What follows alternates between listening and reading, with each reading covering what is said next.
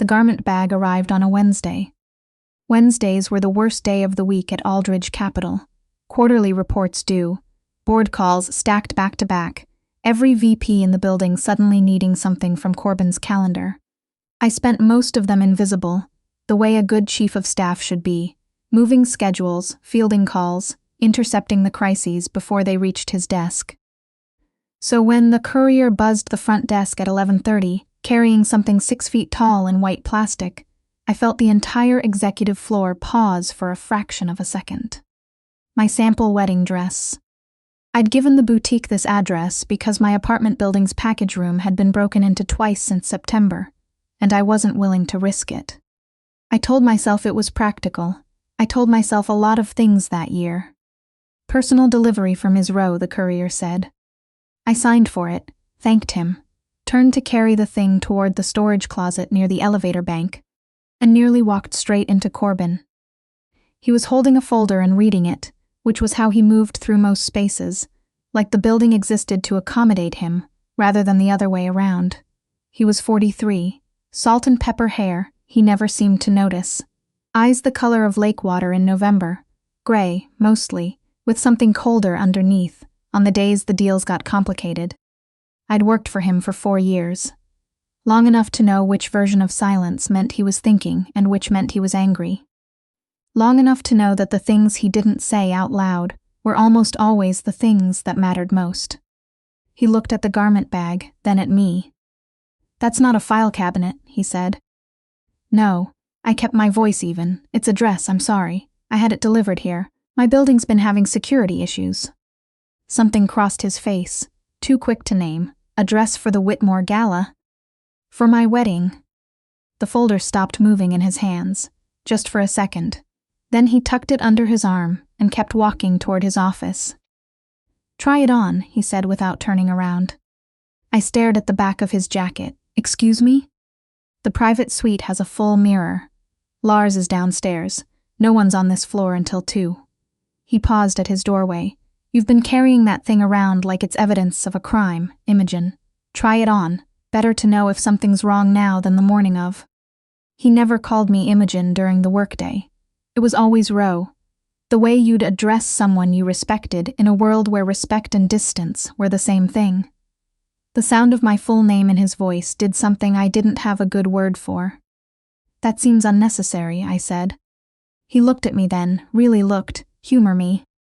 The dress was ivory, not white, cap sleeves. Simple lines that the boutique consultant had called understated elegance, in a tone that made it sound like a compliment. I'd chosen it because it was practical, the kind of thing that could be altered, appropriate for any setting, nothing that would draw too much attention. Graham Ellsworth liked things that didn't draw too much attention, at least, not toward me. Graham was 41. Third generation in Boston money, a hedge fund of his own, a jaw that photographers liked, and a handshake that charity boards trusted. My father had known him for years, before everything went sideways with the family firm. And when the firm did go sideways, when an audit revealed accounting errors that weren't really errors so much as quiet desperation, it was Graham who stepped in. Graham who called my father, made the introductions, absorbed the liability that would have destroyed 30 years of work. In exchange for one dinner, he'd said, just dinner. 6 months later, I was wearing his ring. I stood in front of the mirror in Corbin's private suite and tried to feel something other than the hollow, distant sensation I'd been carrying since the engagement party. The dress fit. The consultant had been right about the lines. The woman looking back at me was put together, appropriate, the exact right version of herself for the occasion. I didn't recognize her. I'd been in the bathroom for close to 20 minutes before I heard the knock. Imogen. His voice through the door was careful. Everything all right? Yes, I cleared my throat. It's more complicated than I expected. The buttons. A pause. May I see it? Every professional instinct I'd built over 4 years said no. Said that's not appropriate, Mr. Aldridge. Said, I'll be out in a moment. Said maintain the line the way we'd both maintained it since the beginning. I opened the door. Corbin was leaning against the opposite wall, not crowding the space, like he'd positioned himself somewhere that gave me room to change my mind. His reading glasses were in his breast pocket. He'd loosened his tie by 1/2 an inch, which for him was practically dishevelment. He went still when he saw me. Not still the way people go still, when they're being polite. Still the way a room goes quiet when something unexpected happens in it. "Does it look okay?" I asked, and hated that my voice came out smaller than I intended. "It's not from a real bridal salon. I found the boutique online, and I just wanted to make sure it wasn't a mistake before." "Call it off." I stopped talking. He uncrossed his arms. His jaw was tight in the way it got when he was choosing words slowly. "The wedding. Call it off, Imogen." I genuinely thought I'd misheard him. "I'm sorry?" "Graham Ellsworth." He said the name like it tasted bad. "Don't marry him." I took a step back, the hem of the dress catching against the tile. "That is not something I expected you to say." "I'm aware." "You've met Graham twice." 3 times. And I've known his reputation considerably longer than that. He moved away from the wall, not toward me, just away from it, like he needed somewhere to put himself that wasn't standing still. "Your father's accounting liability, the restructuring that Graham absorbed." My stomach dropped. "What about it?" "The numbers were fixable, Imogen. Not easily, not cheaply, but fixable through a standard restructuring. Your father didn't need a private savior. He needed a competent attorney in about 4 months. He stopped, turned to look at me. Graham let him believe the situation was unsurvivable, and then he arrived with a solution. The bathroom felt smaller than it had 2 minutes ago. You don't know that. I had someone look into it. His voice was quiet when I found out you were engaged." "When was that?" 3 months ago." 3 months, I'd been engaged for 5. "Why? The word came out raw. Why would you do that?" He looked at the floor for a moment, then back at me. "Because I've spent 4 years watching you. 4 years of you walking into this office at 7:15 every morning, knowing exactly what I needed before I did, running this operation with more competence than anyone I've ever hired." He paused, "And 4 years of reminding myself that you work for me, and that means there are lines I don't cross." I couldn't breathe correctly. "Corbin, I'm not saying this to pressure you. I'm saying it because you deserve to know the full picture before you make a choice you can't undo." He looked at me directly, and there was something in his expression he'd never let me see before. Something unguarded. "Whatever you decide, I'll respect it. But don't marry him because you think your family needed him. They didn't. Someone else made sure of that." "What does that mean?" He was quiet for a moment too long. "Corbin," my voice came out steadier than I felt. "What does that mean?" "It means the liability your father was carrying was purchased through a third-party LLC 14 months ago. He met my eyes, before Graham made his offer, before any of this." I stared at him. "You paid it. I wasn't asking." He didn't answer, which was its own kind of answer. I changed back into my work clothes and spent the rest of the afternoon at my desk doing things that required no thought. Scheduling, correspondence, the filing I'd been putting off for 2 weeks. Corbin stayed in his office. When I left at 6, he said goodnight from behind his computer screen the way he always did, voice neutral, professional, like the last 2 hours hadn't happened at all. I sat in my car, in the parking garage, for 12 minutes without starting it. Graham called while I was sitting there. About the caterer. Did I have a preference for the past appetizers at the rehearsal dinner? His mother was asking. "I'll call you back," I said. I didn't call him back. What I did 3 days later was request a meeting at his office downtown. Neutral ground. I'd learned the concept from Corbin, who had told me once that you should never have a difficult conversation in a space the other person controls. Graham's office was everything you'd expect. Floor-to-ceiling glass, a view of the harbor, furniture chosen by someone who wanted it to communicate something about them. He greeted me at the door with a smile that was practiced all the way down to the muscle. "This is a nice surprise," he kissed my cheek. "Everything okay?" "I need to ask you something directly," I said, "and I need you to answer me the same way." The smile adjusted slightly. "Of course." My father's accounting liability, the restructuring. What was the actual state of the firm when you got involved? A beat. Just one. But I'd spent 4 years reading the pauses of a man who never wasted a word, and I knew what a beat like that meant. Serious, Graham said. You know that.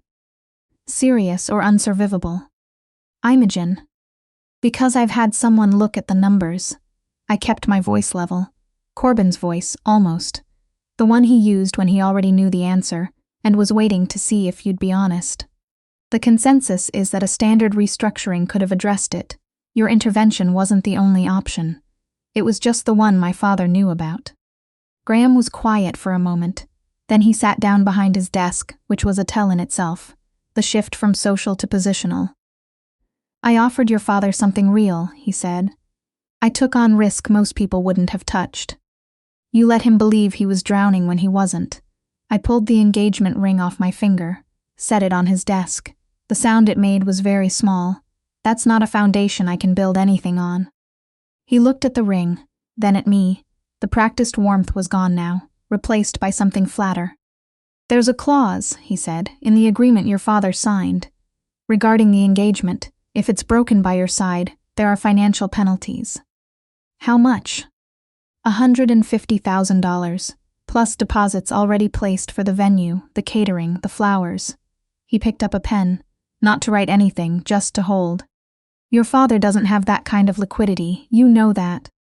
I looked at him across the desk and thought about a man who'd paid off a liability he never mentioned, who'd kept his distance for 4 years while carrying something he never asked me to acknowledge.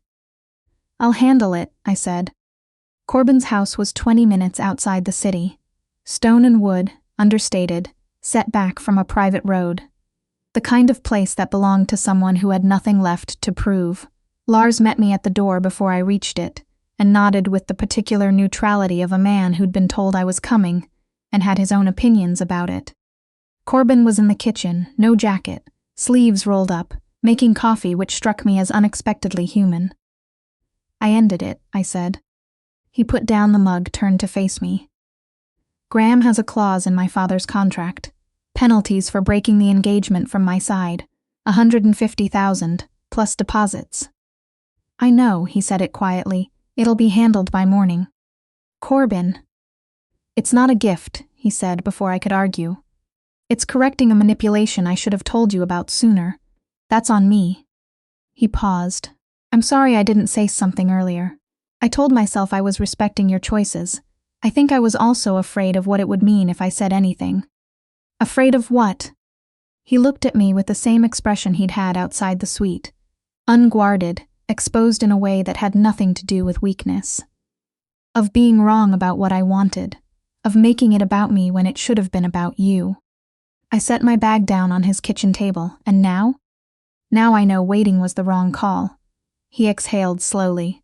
Imogen, I bought the subsidiary your father was ready to liquidate at a loss. 14 months ago. I kept it running. I didn't say anything because it wasn't about obligation. He met my eyes. He built something worth keeping, and you worked too hard for it to disappear. Something in my chest loosened that I hadn't known was clenched. You've been looking after my family, I said, without telling me. I've been looking after you, he said. From the distance I thought I was supposed to keep. I crossed the kitchen. He went still the same way he had in the hallway. That particular stillness that wasn't distance. That was the opposite of distance. That was everything held very carefully in place. What do you want? I asked. Not what you think you're supposed to do. What do you actually want? You. The word came out simple. No lead-up, no hedge, no qualifier. I've wanted you since about 6 weeks into you working for me. I've been managing it poorly ever since. I laughed, which surprised both of us. You hit it completely. I'm very good at managing things poorly in a way that looks functional. The corner of his mouth moved. It's my primary professional skill. Corbin. Yes. I have been in love with you, I said carefully. For approximately 3 years, I spent the other year convincing myself I wasn't. He was quiet for a long moment. Then he reached out and tucked a piece of hair behind my ear, the way you'd handle something you'd been careful not to touch. Slowly, like you were aware of the weight of even that small gesture. I'd like to take you to dinner, he said. Saturday, somewhere that isn't this building. That seems like a reasonable first step. And after that, he said, I'd like to keep taking you to dinner, and to stop pretending I look at you the way I look at everything else. How do you look at everything else? Like it's a variable. His hand settled on my shoulder, steady. I don't look at you like a variable. We had dinner on Saturday, and the Saturday after that. He remembered that I didn't like cilantro, and that I took my coffee too sweet, and that I always read the last page of a book first, because I couldn't stand not knowing whether it ended well. He told me things about his work, the parts I'd always kept careful distance from, and didn't apologize for them, just explained them the way you explain something to someone you're trusting with the full picture. Not managing them, trusting them. It was 9 months later, on a Sunday morning in his kitchen while I was unsuccessfully making biscuits from a recipe his grandmother had apparently never written down clearly, that he came up behind me and said, against my hair, "There's something in the drawer to your left." I opened it. A small box, dark green velvet inside, a ring with a sapphire the exact color of lake water in November. "I bought it 8 months ago," he said. "The week after our first dinner, I told myself I was being presumptuous." A pause. I turned to look at him. "I'm asking," he said, "not presuming." I thought about a garment bag arriving on a Wednesday. About a man in a doorway telling me the truth, when it would have been so much easier not to. About 4 years of careful distance that turned out to be 4 years of waiting for the right moment to close it. "Yes," I said. He slid the ring onto my finger. It fit exactly right.